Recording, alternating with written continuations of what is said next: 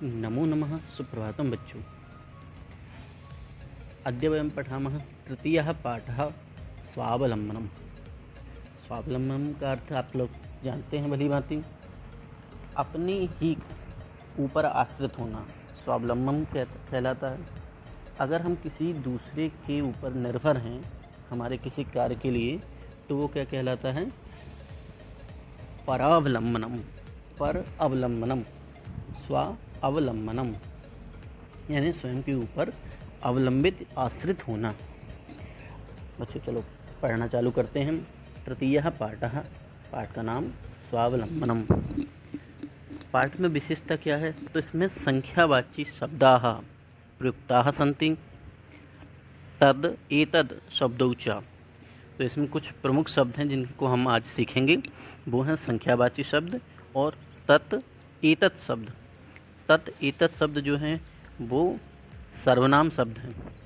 सर्वनाम शब्द अर्थात संज्ञा के स्थान पर जो शब्द आते हैं वह शब्द तत् और एतत् हैं।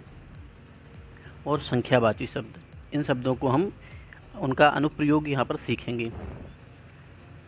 कृष्णमूर्ति ही श्री कृष्णश्च मित्रे आस्ताम। अब यहाँ पर दो मित्रों से कथा प्रारंभ होती है। दो मित्र कौन कौन से हैं? कृष्णमूर्ति और श्रीकंठ। तो बच्चों ये नाम आपको याद रखने हैं क्योंकि नाम एग्जाम में आपसे पूछ लिए जाते हैं। क्या क्या नाम थे? कृष्णमूर्ति ही श्रीकंठ च। ये दोनों क्या थे आपस में? मित्र। तो इसलिए द्विवचन का प्रयोग है। मित्रे आस्ताम, क्रिया का भी द्विवचन है। श्रीकंठस्य पिता समृद्ध आसीत्। किसके पिता समृद्ध थे? श्रीकंठ के पिता समृद्ध थे, है ना। अतः तस्य भवने सर्वविधानि सुख साधनानि आसन। इसलिए उसके भवन में, उसके घर में सभी प्रकार की सुविधाएं थीं, है ना। सुख के साधन उपलब्ध थे। तस्मिन् विशाले भवने, तस्मिन् विशाले भवने, उस विशाल भवन में। किसके विशाल भवन में? श्रीकंठ के। चत्वारिंशत् स्तंभाः आसन। चत्वारिंशत् का क्या अर्थ होता है बच्चों? तो पाठ के पीछे जो कठिन शब्द हैं उनमें दिया हुआ है, आप उनको ध्यान से देखें, नोट भी करेंगे। चत्वारिंशत् का अर्थ होता है 40, बिल्कुल सही। चत्वारिंशत् यानी 40। स्तंभाः आसन, खंबे थे। तस्य अष्टादश प्रकोष्ठेषु 50 गवाक्षाः। अब एक और संख्यावाची शब्द आ गया, अष्टादश। किसको पता है अष्टादश क्या होता है? सही जवाब, अष्टादश यानी 18, 18। अष्टादश प्रकोष्ठेषु, प्रकोष्ठ होते हैं कमरे, उसके 18 कमरे में 50 गवाक्षा यानी 50 गवाक्ष यानी विंडो, खिड़की। खिड़कियाँ कितनी थीं? 50 खिड़कियाँ थीं। तो उसके 18 कमरे थे जिनमें 50 खिड़कियाँ थीं। चत्वारिंशत् द्वाराणि, 40 क्या थे?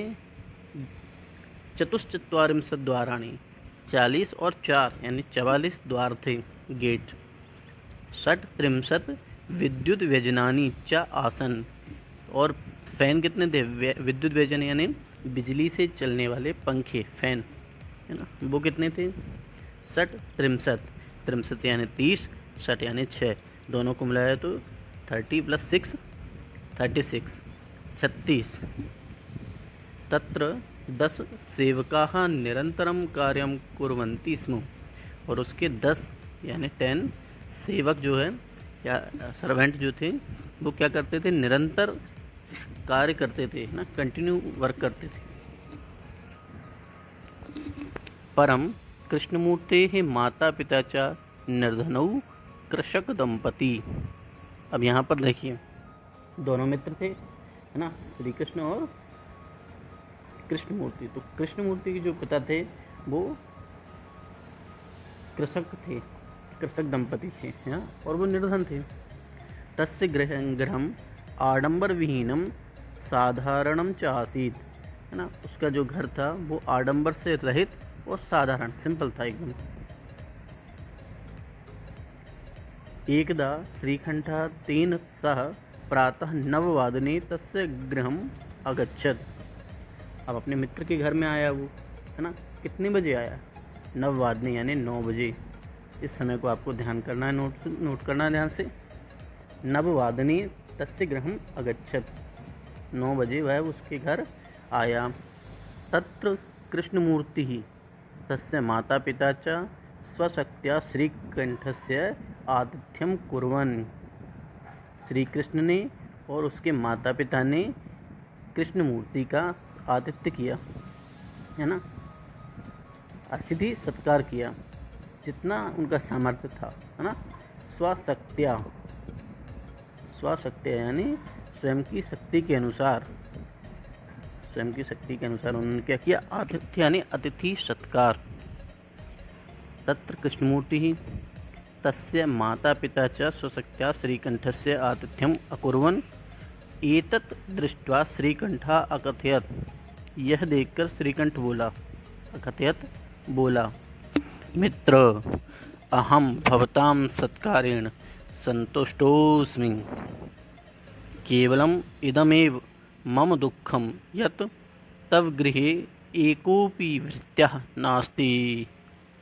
उसने कहा, हे दोस्त, मैं तुम्हारे अतिथि सत्कार से खुश हूँ, लेकिन बस मुझे एक दुख है कि तुम्हारे घर में कोई भी सर्वेंट नहीं है, कोई भी सेवक नहीं है। मम सत्काराय भवताम बहु कष्टम जातम, इसलिए मेरे स्वागत में आपको बहुत कष्ट हुआ। मम गृहे तु बहवः कर्मकराः सन्ति, मेरे घर में तो बहुत सारे कर्मचारी हैं। तदा कृष्णमूर्ति ही अवदत्, अब कृष्णमूर्ति बोला, क्या बोला? मित्र ममापि 8 कर्मकराः सन्ति, मेरे भी 8 कर्मचारी हैं। ते च, और वो कौन से हैं? 2 पादौ, 2 पैर, 2 हस्तौ, 2 हाथ, 2 नेत्रे, 2 आँखें यानी नेत्र, 2 श्रोत्रे, 2 कान, है ना। तो कितने हो गए? काउंट करो, 8। एते प्रतिक्षणम मम सहायकाः, ये जो है वो हर समय मेरी सहायता करते हैं। किंतु तव भृत्याः सदैव सर्वत्र च उपस्थिताः भवितुम न शक्नुवन्ति, किंतु तुम्हारे जो सेवक हैं वो हर जगह नहीं रह सकते तुम्हारे साथ, पर मेरे जो 8 सेवक हैं ये, है ना, ये मेरे साथ हमेशा रहते हैं। त्वं तु स्वकार्याय भृत्याधीनः, और तुम तो स्वयं के कार्य के लिए दूसरों के अधीन हो, भृत्य के अधीन हो। यदा यदा ते अनुपस्थिताः तदा तदा त्वं कष्टम अनुभवसि, और जब जब वो नहीं आते, है ना, अनुपस्थित रहते हैं, तो तुम्हें कष्ट होता है। स्वावलंबने तु सर्वदा सुखमेव, स्वावलंबन में तो हमेशा सुख ही है ना, कभी कष्ट नहीं है।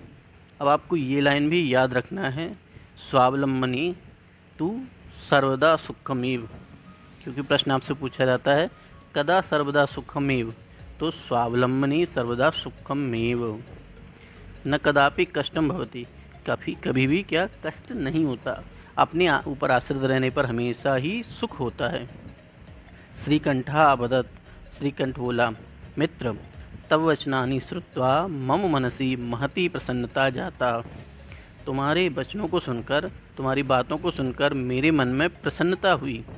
अधुना अहमपि स्वकार्याणि स्वयमेव कर्तुम् इच्छामि, अब मैं भी अपने काम स्वयं ही करूँगा। भवतु 12:30 इदं सांप्रतम गृहं चलामि। ठीक है, 12:30 बज गए हैं, अब घर चलते हैं। देखो बच्चों, दोनों मित्रों के आपस के संवाद हुए, है ना। इसमें किस समय वह आया था? सुबह के समय 9 बजे। किस समय तक बैठा? वो 12:30 तक। स्वागत किसने किया? उसके माता पिता ने। ये कुछ प्रमुख बातें हैं जो आपको ध्यान में रखनी है। इसके बाद बच्चों इसके शब्दार्थ हैं, एक बार ध्यान से आप शब्दार्थों को पढ़िए, नोट कीजिए, आगे हम प्रश्नोत्तर करेंगे।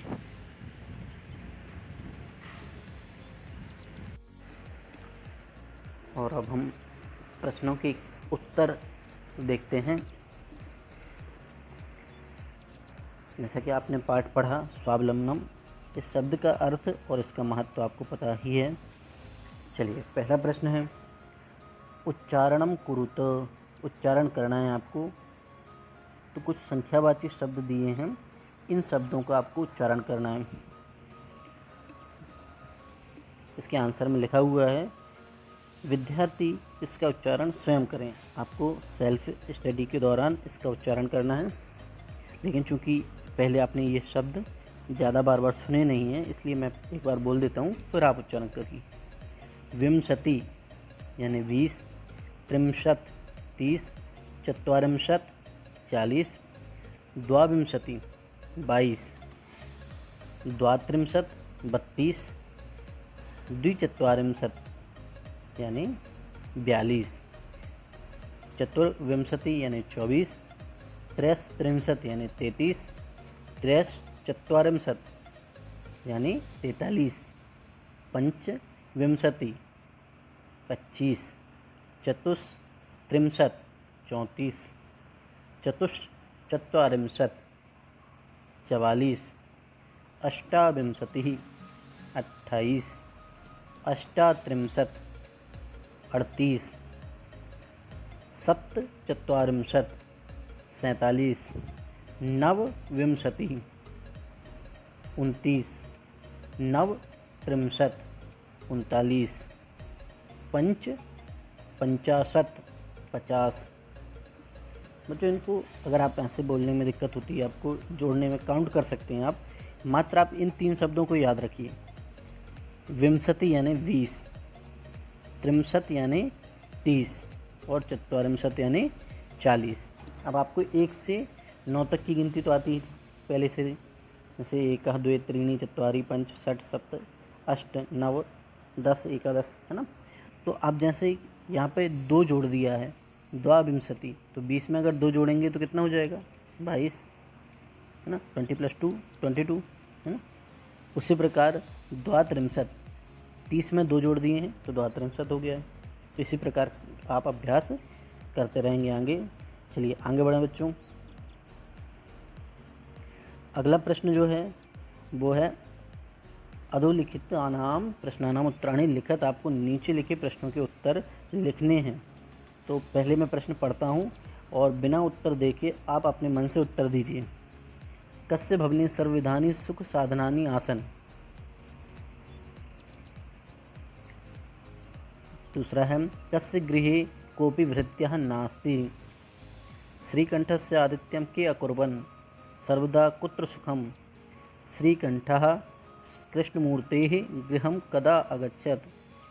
कृष्णमूर्तेः कति कर्मकराः सन्ति। तो इसके सारे प्रश्नों के उत्तर ये रहे नीचे। एक बार आप वीडियो को पॉज करके और देखिए और नोट करते जाइए। चलिए तीसरा प्रश्न है चित्राणि गणयित्वा तदधः संख्यावाचक शब्दम लिखत। आपको चित्र देखकर और तदअधः यानी उसके नीचे है ना, इसके नीचे संख्या के नीचे। बच्चों ये प्रश्न इस बार के वार्षिक परीक्षा में भी पूछा गया था, एनुअल एग्ज़ाम में आया था। तो आपको ये काउंट करने हैं पहले और काउंट करके यहाँ लिखना है। लेकिन लिखना किस में है, संस्कृत में है ना। हिंदी और इंग्लिश में तो आप काउंट कर लेते हैं, अभी आपको संस्कृत में काउंट करके यहाँ लिखना है।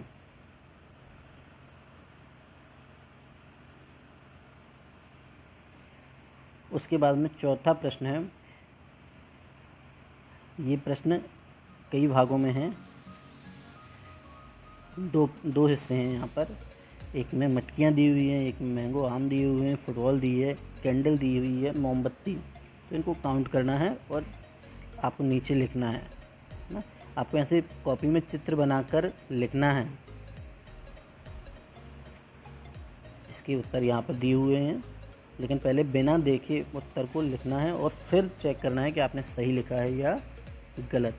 प्रश्न चौथा है, प्रश्न चौथे में पूछा गया है मंजूषातः अंकानां कृते पदानि चिनुत। ये भी प्रश्न आपकी वार्षिक परीक्षा की दृष्टि से महत्वपूर्ण है और आपके PT1 के लिए भी महत्वपूर्ण है।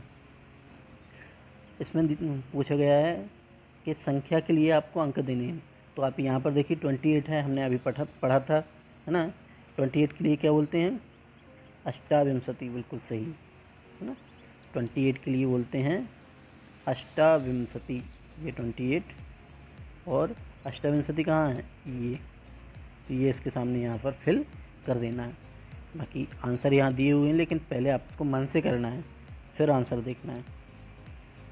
5वें प्रश्न में दिया है चित्रम दृष्ट्वा मंजूषातः पदानि चिनुत, है ना। और इनमें पद जब चुनकर और पदानि प्रयुज्य वाक्यानि रचयत, आपको पद चुनना है और चुनकर वाक्यों की रचना करना है आपको चित्र देखते हुए।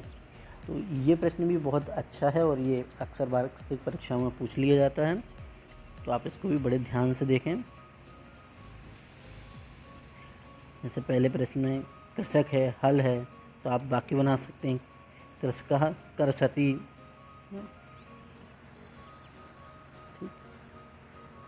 यहाँ पर बने हुए वाक्य हैं, लेकिन पहले आप अपने से वाक्य बनाकर देखेंगे, फिर उत्तर देखेंगे।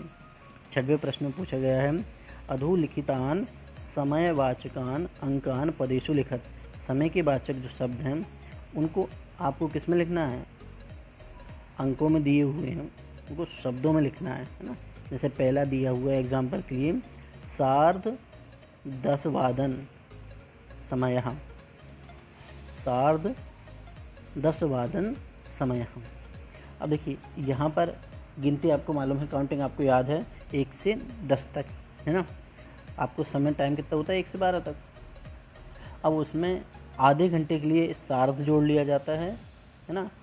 तो इसीलिए सार्ध 12, सार्ध 10 ऐसे समय का मान ज्ञात किया जाता है। तो आपको इनको देखकर और यहाँ से उत्तर यहाँ फिल कर लेना है और इनको याद भी करना है। अगला प्रश्न है मंजूषातः रिक्त पदानि, मंजूषा पदानि चित्वा रिक्त स्थानानि पूरयत, आपको मंजूषा से पद चुनने हैं और खाली स्थान को फिल करना है ना।